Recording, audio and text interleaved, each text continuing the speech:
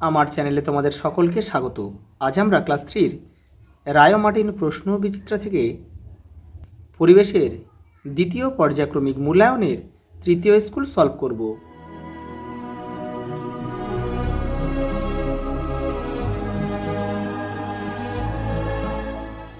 দেখো প্রথম প্রশ্ন, আবল তাবল বইটির লেখক হচ্ছে সুকুমার রায়। ক্যাশ মিলান আসলে সিনথেটিক উল।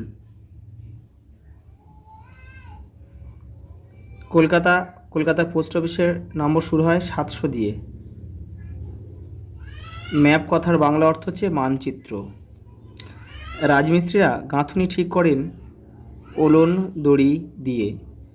বর্তমানে পশ্চিমবঙ্গের জেলার সংখ্যা হচ্ছে 23টি। পরের প্রশ্ন দেখো, ঘোড়ার গাড়ি চালান কোচওয়ান। যারা ঘোড়ার গাড়ি চালান তাদেরকে বলা হয় কোচওয়ান। পাখির দেহের তাপমাত্রা ধরে রাখে সে পাখির পালক। পাকা বাড়ি যারা তৈরি করেন তাদের রাজমিস্ত্রি বলে।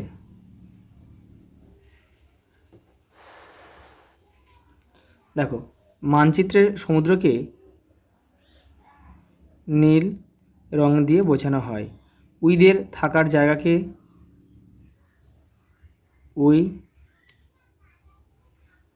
উইঢিবি বলে। দেখো, এখানে জুড়ে তাঁবু তৈরি হয়। পশুদের চামড়া।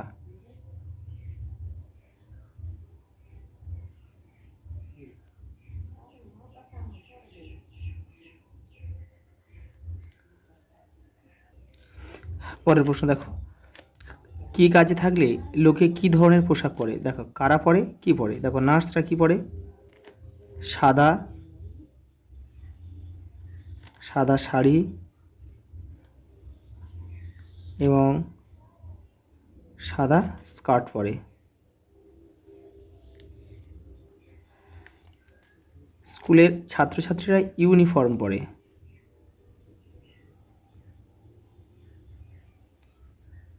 দেখো, ফুলহাতা জার্সি গোলকিপার।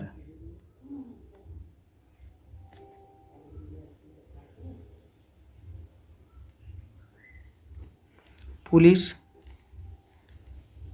খাকি পোশাক।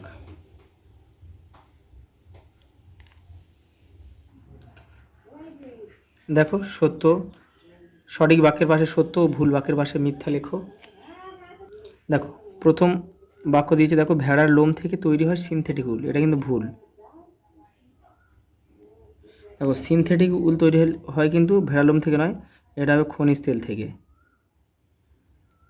তেল থেকে কিন্তু সিনথেটিক উল তৈরি হয়। এটা ভুল বাক্য। দেখো, মৌমাছির বাসাকে বলে উইঢিবি। এটাও কিন্তু ভুল। এটা হবে মৌচাক।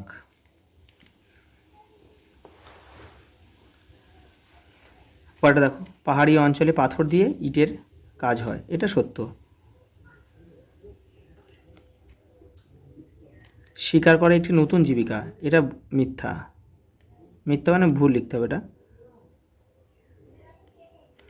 এটা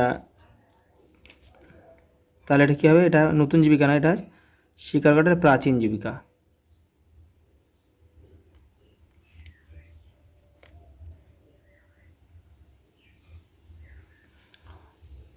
পরেরটা দেখো, পরের প্রশ্ন দেখো, বাম দিক ডান দিক। দেখো, চিঠি হচ্ছে পিয়ন। এখানে আমরা ক লিখব। গাছের ছাল মানুষের প্রথম পোশাক। এখানে আমরা খ লিখব। তোমরা কিন্তু কেউ তীর চিহ্ন দিয়ে মেলাবে না।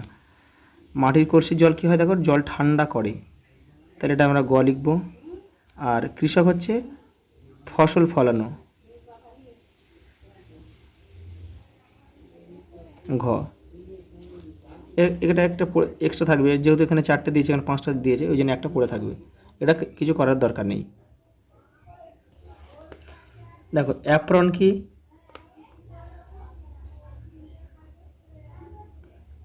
ডাক্তারদের পোশাক।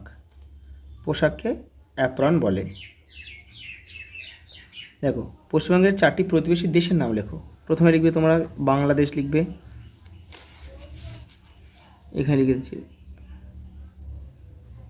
বাংলাদেশ, নেপাল,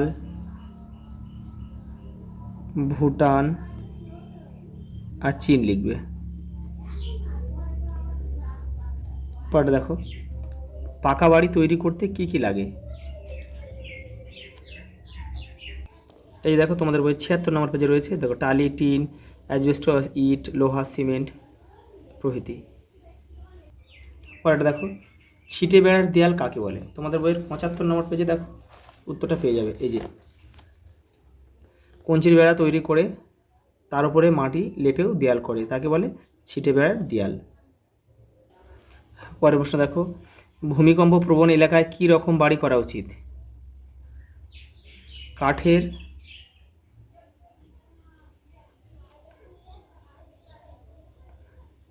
বাড়ি করা উচিত। পরে দেখো দক্ষিণ 24 পরগনা জেলার সদর কি আলিপুর।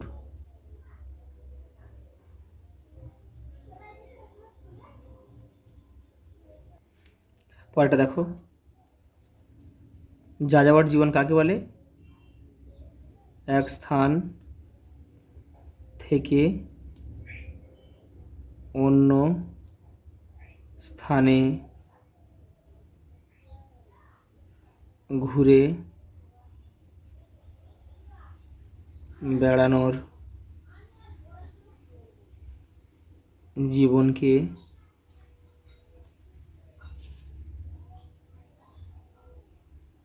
যাযাবর জীবন বলে। গ্রীষ্মকালে কীরকম পোশাক পরা উচিত। সুতির পোশাক। দুটি লুপ্ত জীবিকার নাম লেখো। বেহারা,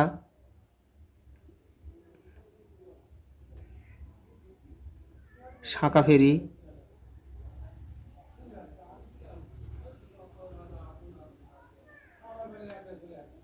পশ্চিমবঙ্গের সর্বোচ্চ শৃঙ্গের নাম কি। সান্দাকফু।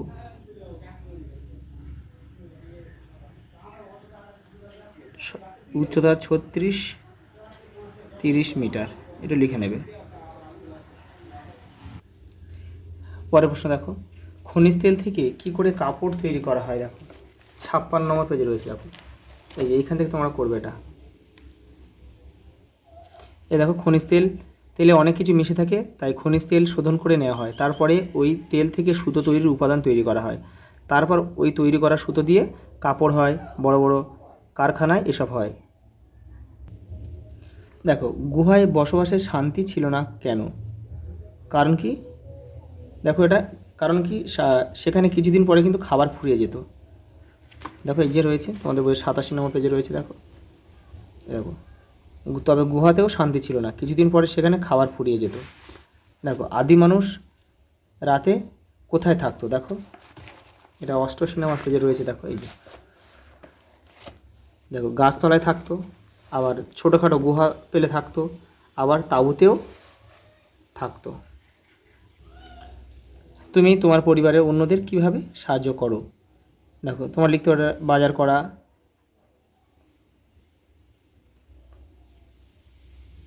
জল আনা। তোমরা আরও লিখবে, তোমরা যে কাজ করো সেসব কাজগুলো তোমরা লিখতে পারো। তারপরটা দেখো পারিবারিক জীবিকা কাকে বলে। এই দেখো বহুকাল ধরে কিছু পরিবারের লোকরা একই ধরনের কাজ করছেন, যেমন কর্মকার, কুম্ভকার, কৃষক, আরও অনেক কিছু। এগুলো পারিবারিক জীবিকা। দেখো লাস্ট প্রশ্ন বর্তমানে শিকার করা নিষিদ্ধ কেন। কারণ পশুর সংখ্যা কমে যাচ্ছে।